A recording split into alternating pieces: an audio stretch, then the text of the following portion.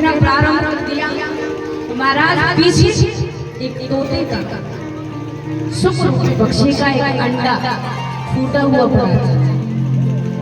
महाराज जब कथा कहना प्रारंभ किया वो अंडा साबुत हो गया और जैसे ही कथा सुनते सुनते उस अंडे में से तोते का पक्षी निकल आया बाहर। और भोलेनाथ जी की कथा ऐसी थोड़ी है कि 2 घंटे सुनाई फिर बंद कर दी, अब कल सुनाएंगे छुट्टी, ऐसी नहीं। कथा कहना यदि प्रारंभ कर दिया है तो जब तक पूरी नहीं होगी तब तक उठने नहीं देंगे, ना स्वयं उठेंगे ना दूसरे को।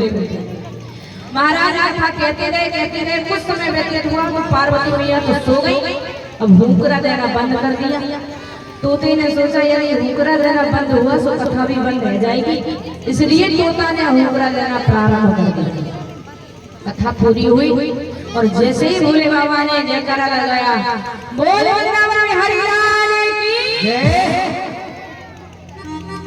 तो महाराज पार्वती मैया की नींद खुली। हाँ बाबा, तो फिर उद्धव जी से भगवान ने क्या कहा? अब जैसे ही इतना प्रश्न किया भोलेनाथ का माथा खराब हो गया। देवी जी आपने कथा नहीं सुनी? बोले नहीं, हम तो सो गए थे, क्षमा करना गलती हो गई। तो बोले आपने कथा नहीं सुनी कोई बात नहीं, लेकिन ये सुनी किसके लिए? फिर दूसरा यहाँ पर कौन है? हुंकरा किसने दिया? पीछे मुड़ करके देखा तो सुख का पक्षी बैठा था छोटा सा। महाराज भोले बाबा क्रोध हो गए, मूर्ख, आगे बैठ के सुनता तो ठीक है, तूने तो पीछे बैठ करके चोरी से कथा सुनी है, अब मैं तुझे जीवित नहीं छोड़ूंगा, मार दूंगा। त्रिशूल निकाला और पीछे पीछे दौड़ पड़े, आगे आगे तोता दौड़ता जा रहा है, पीछे पीछे भोलेनाथ दौड़ते दौड़ते कैलाश पर्वत से नीचे आए। महाराज व्यास जी की गुफा थी, उनकी धर्म पत्नी बिलका देवी जी बैठी हुई थी। उसी समय वो वासी आई, मुख खुला, मुख के माध्यम से वह तोता उनके पेट में प्रवेश कर गया। महाराज जैसे ही प्रवेश किया, भोले बाबा दरवाजे पर खड़े, ओ व्यास जी बाहर निकालो, तुम्हारी कुटिया में मेरा चोर घुसा है, मेरा चोर घुसा है, मैं उसको जीवित नहीं छोड़ूंगा, मार डालूंगा। व्यास जी बाहर आए, बाबा आपका चोर? हंसने लगे, आपके पास क्या है? अरे आप तो संसार में रहने वाले हो, आपके पास ना घर है, ना बंगला है, ना गाड़ी है, ना धन है, ना दौलत है, क्या चीज की चोरी हुई? अरे बोले मेरी अमर कथा की चोरी की है, मैं उसको जीवित नहीं छोड़ूंगा, उसको मार दूंगा। अब तो महाराज व्यास और ज्यादा आसान के बाद ही बात, इसलिए भक्त तुमसे कहते हैं कि भोले भाले भोलेनाथ। बोले क्यों? अरे बोले जिसने अमर कथा एक बार सुनी वो कैसे मर सकता है? और तुम बोल रहे हो मैं उसे मार दूंगा? अरे उसे तो कोई नहीं मार सकता। भोले बाबा महाराज परेशान होकर के अपना छोटा सा मुंह लेकर के वापस आए कैलाश पर। और वही श्री सुखदेव जी महाराज 12 वर्ष तक अपनी माँ की गोद में रहे, माँ के पेट में रहे, 12 वर्ष तक जन्म नहीं लिया। क्यों? बोले महाराज मैं यदि जन्म लूंगा तो ये माया आपकी बड़ी बेकार है, मुझे जकड़ लेगी, मुझे पकड़ लेगी। व्यक्ति का जीवन कब तक सुख है, कब तक पवित्र है? बोले जब तक माँ के गर्भ में है।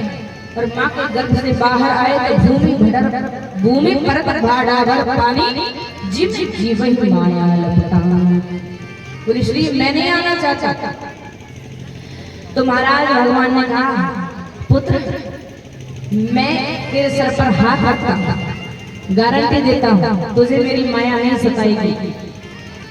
सुखदेव जी ने कहा जब सबको सताती है तो मुझे क्यों नहीं सताएगी, मुझे भी पकड़ लेगी।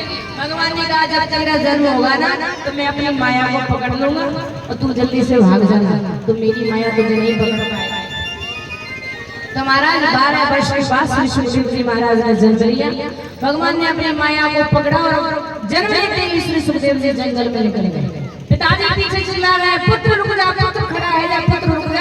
एक बार भी मुड़ करके नहीं देखा। वेद व्यास जी कह रहे हैं कि आज उस पुत्र को कैसे बुलाऊं? किसी ने कहा कि इन्हीं दिव्य भागवत के श्लोकों के माध्यम से बुला सकते हैं, भगवान का गुणानुवाद करके बुला सकते हैं।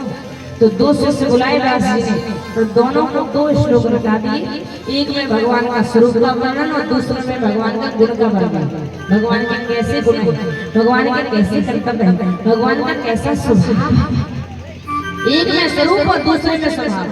आज महाराज एक शिष्य गया जंगल में गुनगुना रहा है, वरहा पीलम नटवरातु कर्ण्यो कर्णकारम विभ्रभाषा कनक कपसम जयते जमाला। भगवान का बड़ा प्यारा रूप, आहा कितने सुंदर है मेरे ठाकुर जी।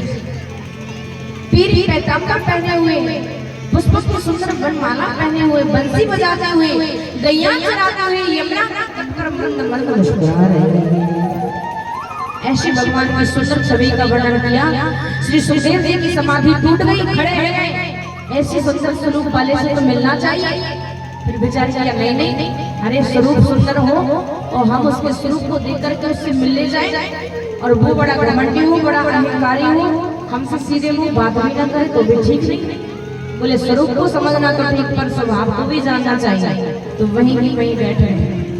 दूसरा शिष्य आया और स्वभाव का वर्णन करता है। आहो बकीयम स्तन काल कूटम यदा से आपायदा प्रसादे लेवे गतिम धात्र जतां ततोन्यम कंबादयालम शरणं प्रजहे। बोले देखिए हमारे गोविंद का स्वभाव तो देखिए, कितने स्वभाव है, कितने सरल है। अरे जो राक्षसी पूतना भगवान को मारने की भावना से आई थी, अपने स्तनों पर जहर लगा करके, जहर पिला करके मारने की भावना से आई, लेकिन मेरा भगवान इतना दयालु है, उसको मार जैसी गति प्रदान की। ऐसे मेरे गोविंद का स्वभाव। जब महाराज स्वरूप और स्वभाव दोनों का वर्णन श्री सुखदेव जी महाराज ने सुना, दौड़ करके चले आए शिष्यों के पास।